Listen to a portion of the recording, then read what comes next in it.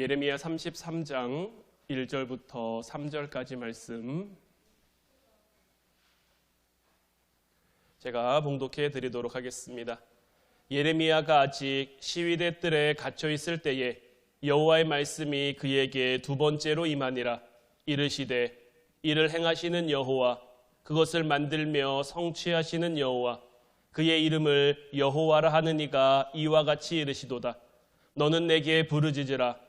내가 내게 응답하겠고 내가 알지 못하는 크고 은밀한 일을 내게 보이리라. 아멘. 오늘 이 시간에는 크고 은밀한 계획을 바라보라는 제목 가지고 여러분들과 함께 은혜 나눌 때에 하나님의 크신 은혜와 사랑이 여러분들 가운데 충만히 임하기를 주님의 이름으로 축원해 드립니다. 우리가 2주 전에 크고 은밀한 일을 보여주신다라는 말씀 가지고 우리가 함께 말씀 나눴었는데, 그때의 말씀을 통해서 하나님이 우리에게 보여주신다는 것을 알았으면 보여주시는 것을 우리가 바라볼 수 있어야 하는 거죠. 하나님이 보여주신다고 해서 그 보여주시는 것으로 끝나는 것이 아니에요. 하나님이 보여주시는 것을 우리가 바라볼 수 있어야 하는 거예요. 우리나라 속담에도 구슬이 서말이라도 꿰어야 보배라는 말이 있는 것처럼 하나님이 우리를 위해 예비해 놓으신 것, 하나님이 우리를 위해 준비해 놓으신 것들이 아무리 많아도 우리가 그것을 차지하지 못하면 그것은 우리에게 아무런 소용이 없는 거예요.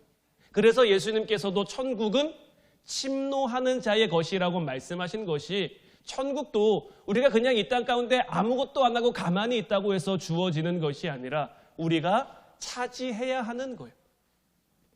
지난 시간에 광야에 대한 말씀을 함께 나눴죠. 우리는 힘든 광야를 지날 때 우리를 향한 하나님의 뜻이 무엇인지를 참 알고 싶어 합니다. 어떻게 해서든지 이 광야 같은 시간들을 빨리 벗어나고 싶기 때문에 하나님이 나에게 왜 이것을 허락하셨는지, 하나님이 이것을 통해서 나에게 무엇을 원하시는지를 좀 빨리 깨닫고 빨리 벗어나고 싶은 그런 조급한 마음이 생기게 되는데, 이 사단이 우리의 이 조급한 마음을 참 잘 이용합니다. 거짓된 음성을 하나님의 음성처럼 속여 빠르게 벗어나게 해주겠다, 편하게 벗어나게 해주겠다, 또 우리의 욕심, 우리가 바라는 것을 채워주겠다라는 그러한 속삭임으로 우리를 유혹하고 우리를 넘어뜨리려고 하는 거죠. 그러나 이런 상황 가운데 우리가 해야 될 것은 무엇입니까? 우리가 온 마음을 다해 하나님 앞에 엎드리면 하나님이 우리의 마음에 평안함을 주시는 거예요. 그러면서 당장은 알 수 없을지도 몰라요. 당장은 깨달을 수 없을지도 몰라요. 전부를 알 수 없는 그 하나님의 뜻, 우리가 지금 겪고 있는 고난 가운데 담긴 하나님의 계획을 믿고 신뢰할 수 있는 그 마음을 우리에게 허락해 주시는 거예요. 우리는 우리를 향한 하나님의, 우리 인생을 향한 하나님의 뜻을 알고 싶어 하지만 이것은 자칫 잘못된 방향으로 나아갈 수 있기에 우리는 이제 우리의 생각과 우리의 삶의 방향을 어떻게 바꾸어야 하느냐? 우리 인생을 향한 하나님의 뜻이 아니라 하나님의 뜻을 이루기 위한 우리 인생의 방향으로 그 초점을 바꾸어 갈 수 있어야 하는 거예요. 지난번에 나눴던 말씀이죠. 예레미야 29장 11절 말씀 보면 여호와의 말씀이니라. 너희를 향한 나의 생각을 내가 아나니 평안이요 재앙이 아니니라. 너희에게 미래와 희망을 주는 것이니라. 하나님께서 우리에게 분명히 말씀하십니다. 너희를 향한 나의 생각을 내가 아나니 평안이요 재앙이 아니니라. 하나님께서 우리에게 평안을 주는 것이라고 말씀하실 때 우리의 광야, 지금 우리가 겪고 있는 고난의 시간들이 우리가 생각하는 어떤 해피엔딩과 같은 그러한 결말로 귀속되는 것이 아니라고 우리가 받아들여야 될 때가 있어요. 그러나 그 가운데 우리를 향한 하나님의 놀라운 계획이 이루어진다라는 거예요. 이스라엘 백성들에게는 늘 어떤 꿈이 있었습니까? 하나님의 선민으로, 하나님의 백성으로 모든 민족들 가운데 가장 뛰어난 이름을 가지고 여러 가지 방면에서 가장 위대한 국가를 세우겠다. 경제적으로 강한 나라, 군사적으로 강한 나라, 교육에도 강한 나라, 여러 가지 모든 방면에 있어서 가장 강한 나라를 세워 다른 나라들을 발 밑에 두고 그 나라들의 부러움 속에 하나님의 이름을 알리겠다라는 늘 이 원대한 꿈을 가지고 있단 말이에요. 그리고 실제로 다윗 때에 그러한 왕국을 이룩했죠. 그래서 그들은 지금도 다윗 왕국을 꿈꾸고 그 왕국을 소망하고 있단 말이에요. 이 예레미야의 배경은 어떻습니까? 이스라엘은 지금 망해가고 있어요. 이 남유다가 망해가고 있단 말이에요. 사람 백성들이 포로로 바벨론에 끌려갑니다. 그런 상황에도 불구하고 그들은 늘 막연한 소망을 가지고 있는 거예요. 우리나라는 회복될 거야. 우리나라는 강해질 거야. 우리나라는 예전에 다윗의 영광을 회복할 거야. 하나님이 그들에게 주실 회복, 하나님이 만들어 가실 이스라엘이라는 나라는 그런 나라일 거라는 막연한 기대와 소망이 그 가운데 있는 거죠. 그런데 어떻습니까? 그 꿈이 이루어집니까? 안 이루어집니까? 아직 나라가 망하지 않았는데 곧 나라가 망하게 되죠. 이스라엘이라는 나라 자체가 없어지게 되는 거예요. 물론 70년이 지난 후에 바벨론에 포로로 잡혀갔던 이들이 다시 고국으로 돌아와서 성전도 짓고 성벽도 세우고 하긴 합니다마는 예전의 영광은커녕 작은 위험, 작은 위협에도 비틀거릴 만큼 힘겨운 나라가 되어버렸죠. 이스라엘에게 군사적, 정치적, 경제적 위대함으로 가는 문이 닫혀진 것처럼 그렇게 여겨진단 말이에요. 그런데 그들을 향한 하나님의 뜻은 이루어지고 있을까요? 안 이루어지고 있을까요? 그들을 향한 하나님의 뜻은 지금 이 순간도 이루어지고 있는 거예요.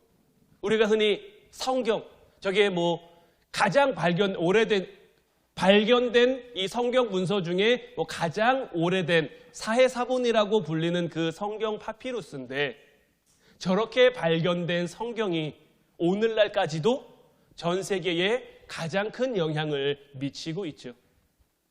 매년 성경보다 더 많이 읽히는 책이 없어요.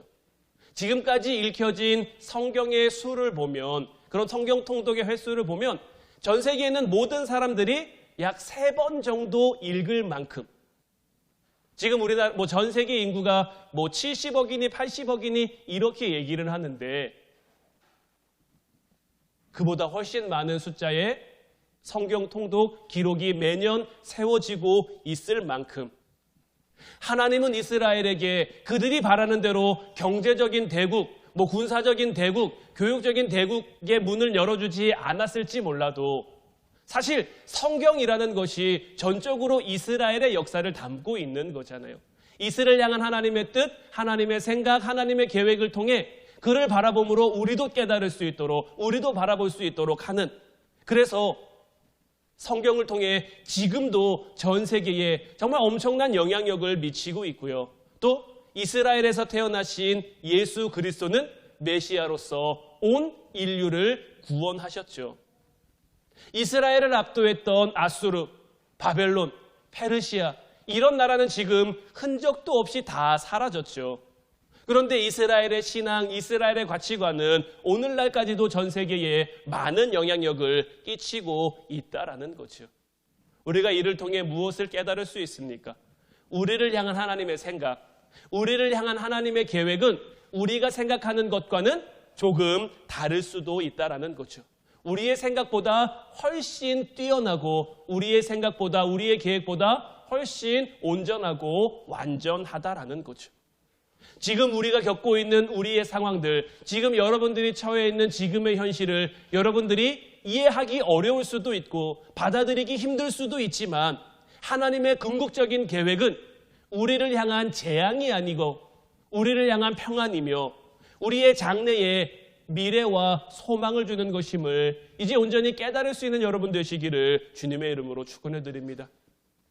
오늘 본문 말씀을 우리가 다시 한번 보면 예레미야가 아직 시위대 뜰에 갇혀 있을 때에 여호와의 말씀이 그에게 2번째로 임하니라. 이르시되 이를 행하시는 여호와, 그것을 만들며 성취하시는 여호와, 그의 이름을 여호와라 하는 이가 이와 같이 이르시도라. 너는 내게 부르짖으라. 내가 내게 응답하겠고 내가 알지 못하는 크고 은밀한 일을 내게 보이리라. 하나님의 말씀이 두 번째로 예레미야에게 임했는데 하나님의 말씀이 예레미야에게 임할 때 지금 예레미야는 어디에 있습니까? 지금 예레미야는 어떤 상황 속에 처해 있습니까? 그는 아직 시위대 뜰에 갇혀 있단 말이죠. 예레미야는 왜 시위대 뜰에 갇혀 있게 됐습니까? 예레미야가 시위대 뜰에 갇혀 있는 이유는 다른 게 아니에요. 하나님의 말씀을 있는 그대로 전했기 때문이에요. 예레미야는 유다 왕에게 바벨론이 지금 침공한 것은 우리가 패역했기 때문에, 우리가 죄를 졌기 때문에 하나님의 징계, 하나님의 심판으로 우리에게 주어진 것이니 바벨론에게 저항하지 말고 바벨론에게 항복해라. 바벨론에게 항복하고 그 자리에서 다시 마음을 돌이켜 회개하고 하나님께로 돌아가야 된다. 우리의 마음을 다시 온전히 하나님 앞에 세워가야 된다. 이런 걸 주장했단 말이에요. 당시 이 유대 왕과 신하들은 어떻게 하고 있었느냐? 예루살렘을 둘러싼 바벨론의 공격을 막기 위해 집도 허물고 심지어는 왕궁도 일부 허물어 이렇게 바리케이트를 높이 쌓고 그 안에서 결사항전을 치를 준비를 하고 있었던 거죠. 그리고 또 한편으로는 바벨론을 막기 위해 애굽의 사람을 보내서 애굽의 도움을 받아 이 전쟁을 어떻게 해서든지 끝내고 피하고 싶은 그런 마음으로 지금 하루하루를 보내고 있었단 말이죠. 그런데 이런 상황 속에서 예레미야가 이렇게 해봐야 다 소용없다, 이렇게 해봐야 다 부질없다, 이것은 하나님의 징계고 하나님의 심판이고 우리가 해야 할 것은 지금 이 상황을 그냥 받아들이고 겸허히 받아들이고 하나님 앞에 회개해야 된다, 하나님 앞에 돌이켜야 된다, 이렇게 얘기를 하니 유다 왕도 유다 백성들도 예레미야의 말을 고지고대로 듣기가 참 힘든 거죠. 그러니까 유다 왕이 이 예레미야를 매국노로 몰아서 이 시위대 뜰에 가두어 버린 거예요. 어둡고 캄캄한 시위대 감옥에 갇힌 그 상황 속에서 예레미야는 두 번째로 임한 하나님의 말씀을 듣고 있는 거예요. 하나님이 무엇을 말씀하셨습니까? 너는 내게 부르짖으라. 내가 내게 응답하겠고 내가 알지 못하는 크고 은밀한 일을 내게 보이리라. 여러분들의 지금 상황이, 여러분들이 지금 처해 있는 곳이 광야와 같다고 여겨진다면 더욱 기도하는 여러분들이 되시기를 바랍니다. 설교 서두에 말씀드린 것처럼 우리가 광야에 우두커니 서 있다고 해서, 단순히 우리가 광야에 머무르고 있다고 해서 하나님의 응답이 나타나는 것이 아니에요. 광야에서 기도할 때, 광야에서 더욱 하나님을 부르짖을 때 하나님의 응답이 우리에게 주어질 수 있는 거예요. 그 광야 속에서 외롭다고 한탄할 것이 아니라, 힘들다고 불평하고 원망할 것이 아니라 우리의 영원한 친구가 되어주시는 그 주님 앞에 기도하는 여러분들이 되시기를 바라요. 힘들다고 서러워하지 말고 우리의 힘이 되신 여호와를 붙잡는 여러분들이 되시기를 바라요. 그동안 교만했던 것, 그동안 하나님 없는 것처럼 살았던 우리의 모습, 우리의 마음을 다 내려놓고 정말 함부로 살았던 우리의 죄를 주님의 십자가 앞에 다 내려놓고 회개하며 기도하는 여러분들이 되시기를 바라요. 하나님은 예레미야에게 분명히 말씀하셨습니다. 너는 내게 부르짖으라. 그 시위대 뜰, 그 시위대 감옥에 갇혀서 예레미야는 뭐 하고 있었을까요? 그냥 아무것도 안 하고 빈둥빈둥 있었을까요? 아무것도 안 하고 자기 신태를 한탄하고 있었을까요? 예레미야는 그 감옥에 갇히는 순간까지도 자기 백성을 향한 안타까움이 있었단 말이에요. 늘 그 백성을 향한 안타까움을 가지고 하나님 앞에 기도하는 그 예레미야의 삶이었는데, 감옥에 갇혔다고 해서 그의 기도가 멈추어지거나 그의 기도가 그쳐지지 않았겠죠. 여전히 그는 기도하고 있었을 텐데 하나님은 그에게 나타나셔서 무엇을 말씀하십니까? 너는 내게 부르짖으라. 너는 내게 더 기도하라는 거예요. 기도하고 있는데 더 기도하라는 거죠. 더 간절히, 더 소망 가운데, 더 하나님을 바라며, 더 하나님을 붙잡으며 하나님 앞에 기도할 것을 말아놓는 거예요.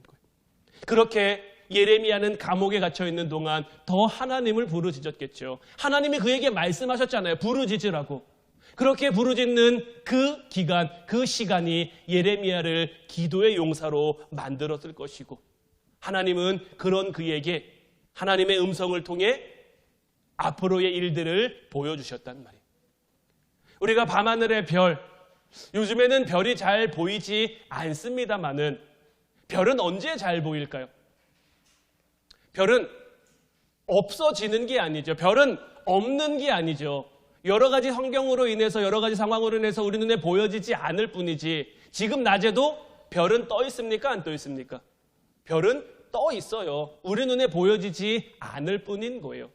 그런데 가끔 시골에 가거나 공기가 깨끗한 곳에 가서 밤하늘을 바라보면 정말 굉장히 많은 별들이 그곳에 있음을 우리가 볼 수 있는데 마찬가지예요. 하나님의 말씀은 늘 우리에게 있어요.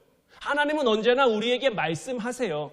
그런데 우리의 상황이, 우리의 마음이 분주하고 바쁘고 여러 가지로 인해서 우리가 하나님께 집중하지 못하니까 하나님의 음성이, 하나님의 말씀이 없는 것처럼 여겨질 뿐이지 다른 소리가 우리 귀에 너무 많이 들어오고 있으니 하나님의 음성이 우리 귀에 들리지 않을 뿐이지 지금도 하나님은 우리를 향해 말씀하고 계시며 지금도 하나님은 우리가 그 하나님의 음성을 듣기를 바라고 계신다라는 거예요. 따라서 우리가 때로는 광야에 있을 때 참 힘들고 어려워서 주변에 아무도 없는 것 같고 나만 있는 것 같고 나만 외로운 것 같고 나만 힘든 것 같고 그런 상황 속에 우리가 주님께 집중하게 되면 밤하늘의 별이 잘 보이는 것처럼 하나님의 음성이 우리에게 더 또렷이 잘 들릴 수 있다라는 거죠.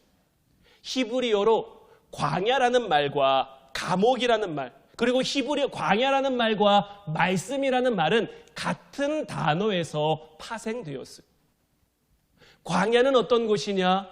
우리가 힘들다고 여겨지는 여겨지는 것이 아니라 정말로 힘든 곳이기는 합니다만은 그 가운데 하나님의 음성, 하나님의 말씀을 잘 들을 수 있는 곳이 바로 광야인 거예요. 물론 사람들은 광야를 좋아하지 않죠. 살기 힘드니까요. 살기 어려우니까요. 그래서 사람들은 모여서 도시를 만들었어요. 도시 속에서 편리하게, 편안하게 자기들이 하고 싶은 대로 살기를 바란 거죠. 그래서 도시는 매력적이지만 동시에 우리에게 굉장히 유혹적인 거예요. 도시는 사람들이 모여서 힘을 자랑하는 곳이고요. 사단이 활동하기 참 좋은 곳이고요. 도시는 돈과 명예와 욕망과 권력이 가득한 곳이고 또 편하고 재밌는 곳이에요. 아브라함과 조카 롯이 하나님의 말씀, 아브라함에게 임한 하나님의 말씀을 따라 길을 가는데 아브라함 까닭에 롯도 하나님의 축복을 많이 받아 둘 다 재산이 많이 늘어나게 된 거죠. 그래서 서로의 목자들이 많이 부딪히고 많이 다투게 된 거예요. 그러니까 아브라함이 롯에게 말하죠. 우리가 함께하기 어렵게 됐으니 네가 좌로 가면 나는 우로 갈 것이고 네가 우로 가면 나는 좌로 갈 것이다. 그래서 롯이 본단 말이에요. 쭉 보니까 어디가 좋아 보입니까? 광야 쪽이 좋아 보입니까? 소돔과 고모라가 있는 도시 쪽이 좋아 보입니까? 눈으로 보니까 사람들이 살기에는 도시 같은, 성경은 그곳을 가리켜 뭐라고 말했냐면 에덴 동산 같다라고 그렇게 말했단 말이에요. 그만큼 매력적이고 그만큼 유혹적이고 그곳에서 살면 참 행복하고 좋을 것 같지만 막상 소돔과 고모라 성에 들어간 롯의 삶이 어떻게 변했습니까? 롯의 결국이 어떻게 됐습니까? 참 힘들고 어렵고 안타까운 그러한 인생이 되지 않았습니까? 하나님 없는 곳에서 하나님 없는 사람들과 하나님 없는 모습으로 살아가다 보니 유혹과 시험 앞에 온전히 서 있을 힘과 능력이 없는 거죠. 도시 속에 정신없이 분별 없이 살아가다 보면 눈에 보여지는 것으로 판단하게 되는 거예요. 눈에 보여지는 것이 전부라고 여겨지는 거예요. 그러다 보면 영적 분별력이 흐려지고 영적 분별력이 흐려지면 우리를 향한 하나님의 말씀, 하나님의 음성을 들을 수가 없는 거예요. 그래서 하나님은 예레미야가 시위대 뜰에 갇힌 것처럼 우리로 하여금 광야로 들어가도록 그 상황과 그 환경을 허락하시는 거예요. 하나님의 사람에게 이 광야는 어떤 곳이냐? 약속의 땅에 가기 전에 반드시 거쳐야 할 그런 필수 코스가 되는 거예요. 오늘 보면 3절 말씀 다시 보면 너는 내게 부르짖으라 내가 내게 응답하겠고 내가 알지 못하는 크고 은밀한 일을 내게 보이리라. 감옥이라는 광야에 갇혀있는 예레미야에게 하나님은 분명히 말씀하셨어요. 내게 부르짖으면 내가 너에게 응답할 것이고 내가 알지 못하는 크고 은밀한 일을 보이리라. 예레미야는 굉장히 똑똑한 사람이었습니다. 그 시대의 정치, 그 시대의 문화, 그 시대의 어떤 교육이나 학문에 굉장히 능통한 사람이었단 말이에요. 거기다가 이 예레미야는 제사장 가문에서 태어난 사람이에요. 어려서부터 제사장이 될 수 있는 그 엘리트 교육 코스를 다 마친 사람이 이 예레미야란 말이에요. 어려서부터 성경에, 어려서부터 예배에, 어려서부터 하나님에 대해 누구보다 잘 아는 그러한 사람이었는데 하나님은 그에게 나타나셔서 무엇을 말씀하십니까? 네가 알지 못하는 크고 은밀한 일을 보여주시겠다라는 거예요. 네가 똑똑하지만 세상적으로 참 많은 걸 배우고 많은 걸 가졌지만 그럼에도 네가 알지 못하는 것들이 있다라는 거예요. 하나님이 말씀하시는 이 예레미야가 알지 못하는 그것이 무엇입니까? 아직 그가 보지 못하는 영적인 세계인 거죠. 하나님이 보여주셔야만 알 수 있는 거예요. 평생 하나님과 동행하며 살아온 예레미야조차도 하나님 앞에 부르짖으며 하나님 앞에 기도해야 볼 수 있는 그러한 세계가 바로 이 영적인 세계인 거란 말이에요. 예레미야도 이런데 우리는 어떻겠습니까? 우리가 기도하지 않고 하나님이 보여주실 그 크고 은밀한 세계를 볼 수 있겠습니까? 하나님이 아무리 보여주시고자 하면 뭐합니까? 하나님이 아무리 많이 준비해 놓으셨으면 뭐합니까? 엘리사와 그의 사환 아람 군대 앞에 엘리사는 보잖아요. 그런데 사환은 못 본단 말이에요. 엘리사가 기도하니 보잖아요. 기도해야 볼 수 있는 거예요. 예레미야도 마찬가지입니다. 예레미야도 보지 못하지만 기도하면 하나님이 보여주시는 것이고요. 우리도 마찬가지인 줄로 믿습니다. 우리가 기도하면 하나님이 보여주실 줄로 믿어요. 하나님이 보여주셔서 우리가 그것을 바라보게 되면 그 불병거와 불말이 가득했던 그 산, 아람 군대가 온 성을 포위했지만 그보다 더 많은 하나님의 천사들이, 하나님의 군대들이 그곳에 진치고 있음을 본 그 사환의 마음이 어땠을까요? 굉장히 전율이 확 오르지 않았을까요? 굉장히 막 짜릿하지 않았을까요? 굉장히 무섭고 두려웠는데 아, 하나님의 도우심, 하나님의 함께 하심이 이런 거구나. 예레미야도 부르짖기 전에는 보이지 못한, 보이지 않던, 볼 수 없는 것들이 하나님 앞에 부르짖어 기도함으로 볼 수 있게 되니 그의 마음이 얼마나 감격스러웠겠습니까? 예레미야에게 하나님이 보여주실 크고 은밀한 일, 이것은 예레미야 33장 나머지를 보면 우리가 알 수 있는데 하나님은 크게 두 가지로 예레미야에게 말씀하셨는데 첫 번째는 바벨론에 의해서 나라가 망할 거라고 말씀하셨어요. 하지만 70년이 지난 후에 다시 본국으로 돌아오게 될 것이다라는 것을, 그러니까 즉각적인 어떤, 지금 예레미야가 계속 기도하고 있는 거죠. 나라를 위해 계속 기도할 때에 지금 예레미야가 즉각적으로 받고 싶어하는 그 응답에 대해서 예레미야가 기도했던 그 내용과는 좀 다를 수도 있죠. 예레미야가 소망하고 바랬던 것과는 좀 다를 수 있지만 하나님은 이 예레미야의 기도, 지금 하고 있는 그 기도에 즉각적으로 응답해 주신 것이고, 두 번째로 하나님이 예레미야에게 말씀하신 것은 뭐냐? 다윗의 자손에서 메시아 예수 그리스도가 태어나시며 십자가 죽음을 통해 백성의 죄를 사하실 거다라는 거예요. 첫 번째 응답도 예레미야에게 사실 굉장히 놀라운 거죠. 그런데 두 번째 응답은 어떻습니까? 두 번째 응답은 아마 예레미야는 생각조차 못한 그런 응답이었을 거예요. 상상조차 할 수 없었던 그러한 응답이었을 거예요. 이것은 오로지 광야 속에서 하나님 앞에 간절히 기도하며 간절히 부르짖는 자에게 보이시는 하나님의 크고 은밀한 이야기인 거예요. 하나님은 기도하는 자에게 믿음의 눈을 들어서 보게 하시는 것이고, 우리는 이것을 가리켜 비전이라고 얘기를 하는 거예요. 비전이라는 것이 내가 보고 싶은 것을 보는 게 비전이 아니에요. 내가 소망하고 내가 바라고 내가 꿈꾸는 것을 보게 되는 것이 비전이 아니라 하나님이 우리에게 보여주시는 것을, 하나님이 우리에게 보여주시고자 하는 것을 보게 되는 것이 바로 이 비전인 거예요. 그리고 하나님이 우리가 기도하는 가운데 우리에게 보여주실 이 비전이 우리를 위해 예비해 두신 하나님의 약속이신 것이고요. 그리고 이것이 바로 우리에게 주실 은혜 중에 은혜라고 할 수 있는 거예요. 여러분들은 하나님 앞에 어떤 은혜를 간구하십니까? 여러분들은 하나님 앞에 어떤 축복을 소망하십니까?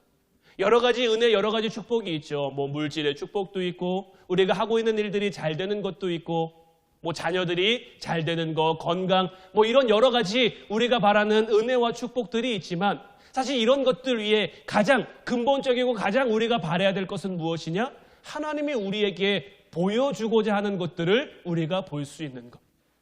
이 땅에서의 삶이 우리의 전부라면 우리도 물질의 축복만 바라야죠. 건강의 축복만 바라야죠. 이 땅의 삶이 전부라면 그게 제일 중요하고 제일 소중할 테니까요. 하지만 늘 우리는 고백하잖아요. 이 땅에서의 삶이 전부가 아니라 이 땅은 잠시 잠깐 하나님이 우리에게 허락하시는 만큼 지나가는 과정이고 지나가는 관문이고 우리를 향한 약속의 땅 하나님의 나라가 예비되어 있고 우리는 그곳을 향해 가야 하는데 그곳에 가기 위해 지금 잠시 잠깐 광야와 같은 이 세상을 지나고 있는데 이 광야와 같은 세상 속에서 우리는 어떻게 살아가야 하는가? 우리는 무엇을 위해 살아가야 하는가? 무엇을 바라보며 살아가야 하는가? 하나님이 우리에게 보여주시는 것을 보며 살아갈 수 있어야 하는 거죠. 이것이 하나님이 우리에게 주신 비전을 가지고 살아가는 거예요. 세상 살아가는 게 참 쉽지 않습니다. 여러 가지 사회 정황이 참 만만치 않아요. 누구도 쉽게 세상을 살아가는 사람은 없어요. 우리가 하나님이 보여주시는 이 약속의 풍성함을 보지 못하면 우리는 조금만 힘들어도 주저앉을 수밖에 없는 거예요. 하지만 이러한 상황 가운데 분명히 기억하며 살아가는 여러분들 되길 바라요. 우리 하나님은 여러분들의 아버지 하나님은 여러분들 한 사람 한 사람을 향한 크고 놀라운 계획을 가지고 계시다라는 거예요. 우리는 그냥 이 땅 가운데 온 게 아니에요. 어쩌다 이 세상 가운데 온 게 아니에요. 하나님은 분명한 계획, 하나님은 분명한 목적, 하나님은 분명한 소명을 우리에게 주어서 이 땅 가운데 보내셨단 말이에요. 그렇기에 우리의 인생은 초라하게, 지루하게, 아무것도 아닌 것처럼 끝나지 않는다라는 거죠. 세상이 볼 때 우리는 아무것도 아닌 것처럼 여겨질 수도 있어요. 세상이 볼 때 우리는 참 작고 초라한 것처럼 여겨질 수 있어요. 하지만 이것은 어디까지나 세상의 기준인 것이고 하나님이 우리를 보실 때 하나님이 우리와 함께 하실 때 우리는 누구보다 크고 창대하고 형통한 이 땅에서의 삶을 살아갈 수 있다는 것이죠. 이 모든 것들이 우리가 기도하면 우리가 하나님 앞에 부르짖으면 이 하나님께서 세상이 알지 못하는 세상이 깨닫지 못하는 우리를 위해 약속해 주신 우리를 위해 예비해 두신 약속의 땅, 약속의 은혜, 약속의 평안함을 우리에게 허락해 주신다라는 거죠. 우리 하나님은 우리가 이 땅 가운데서 실패하는 인생을 살기 원하지 않으세요. 하나님이 우리에게 준비해 놓으신 그 계획 가운데 누구나 승리하는 삶, 누구나 성공하는 삶을 살길 바라신다라는 거예요. 물론 우리 스스로가 잠정적으로 노력하고 열심히 최선을 다해야 할 그러한 부분도 있지만 잠잠히 기도하면서 하나님의 능력, 하나님의 힘, 하나님의 어떤 권능이 우리 가운데 임하기를 늘 우리는 기도할 수 있어야 되는 거예요. 히브리서 11장 1절 말씀 보면 믿음은 바라는 것들의 실상이요 보이지 않는 것들의 증거라고 말씀하고 있는데 믿음은 바라는 것들의 실상인 거예요. 어렵다고 말하는 사람들은 현실만 보는 거죠. 현실만 보니 어렵죠. 당연하죠. 안 어려운 사람이 어디 있겠습니까? 우리의 현실이 참 팍팍한데 우리의 현실이 참 어려운데 왜 안 힘들고 왜 안 어렵겠습니까? 현실만 보면 현재만 보면 지금 우리에게 놓여있는 상황만 보면 그렇죠. 사환이 이 게하시가 봤잖아요. 이 도시를 포위하고 있는 이 아람 군대를 봤잖아요. 보여지는 것만 보니 왜 안 무섭습니까? 왜 안 두렵습니까? 그게 당연한 거죠. 그 가운데 아무것도 못 보면서 그 군대만 보면서 안 무서워하는 게 이상한 거죠. 정신이 나갔든지 미쳤든지 둘 중에 하나인 거죠. 그런데 그 가운데서도 믿음의 눈을 뜬 사람, 그 가운데서도 하나님을 붙잡고 하나님 앞에 기도하는 사람들은 우리가 바라는 것들의 실상을 볼 수 있게 된다는 거예요. 분명 어려움이라는 것이 우리를 둘러싸고 있어요. 이 문제라는 것이 우리를 둘러싸고 있어요. 하지만 이 어려움을 통해 하나님이 우리에게 원하시는 것, 이 문제라는 것을 통해 하나님이 우리에게 이루고자 하시는 것, 그것을 볼 수 있게 되는 것, 그것을 볼 수 있게 되니까 지금 당장 우리를 둘러싸고 있는 것이 아무렇지 않은 것이고, 당장 그것을 보게 되니까 당장의 문제, 당장의 어려움에 우리가 주저앉지 않게 되는 거죠. 올림픽에 나가는 선수들은 4년을 열심히 준비합니다. 4년 준비하는 동안 그들이 참 힘들고 어렵게 운동하고 훈련합니다. 그들이 당장의 운동, 당장의 현실만 보면 너무 힘들고 너무 어렵죠. 하루 운동 스케줄 보면 굉장히 살벌할 정도로 무시무시한데, 그럼에도 불구하고 그들이 참고 인내하며 그 모든 과정을 다 수용하는 이유가 어디 있습니까? 4년 후에 있을 그 시합, 4년 후에 있을 그 시합에서 승리자의 관을 얻고 승리자의 메달을 얻기 위해서 그들이 그 모든 과정을 인내하며 감내하는 것 아닙니까? 우리도 우리의 삶 가운데 하나님 나라를 보며 살아간다면, 하나님 나라를 향해 우리가 살아가고 있다면, 정말 여러분들이 꿈꾸는 것, 여러분들이 바라는 것, 여러분들이 소망하는 것이, 정말 여러분들의 삶 가운데 가장 우선되는 것이 하나님 나라라고 여러분들이 당당히 고백할 수 있다면, 그 하나님 나라를 위해 세상 사람들도 참고 인내하는 것처럼 우리도 참고 인내하며 살아가는 것이 마땅하지 않겠습니까? 보면, 볼 수 있게 되면, 하나님이 보여주셔서 여러분들이 그것을 보게 되면 우리의 삶도 이 모든 것들이 가능해질 줄로 믿어요. 예레미야가 뭐 특출난 사람이어서 이것을 본 거 아니죠. 엘리사가 뭐 대단한 사람이어서 그런 것들을 보며 살아간 것 아니에요. 그들도 우리와 같은 똑같은 사람이지만 우리와 다른 것이 있다면 그들은 더욱 간절히 하나님 앞에 기도했다는 것, 그들은 더욱 간절히 하나님의 이름을 붙잡았다는 것. 아직 여러분들에게 보이지 않는다면, 아직 여러분들이 볼 수 없다면 보이는 그 날을 위해, 보여지는 그 순간을 위해 더욱 간절히 기도할 수 있는 저와 여러분들 되길 바라요. 오직 기도의 사람만이 비전의 사람이 될 수 있는 것. 하나님의 비전, 하나님이 보여주시는 것, 하나님이 우리에게 보여주실 그 크고 은밀한 계획을 바라보며 하루하루를 소망 가운데, 은혜 가운데 살아가는 저와 여러분들 되시기를 주님의 이름으로 축원해 드립니다. 기도하겠습니다.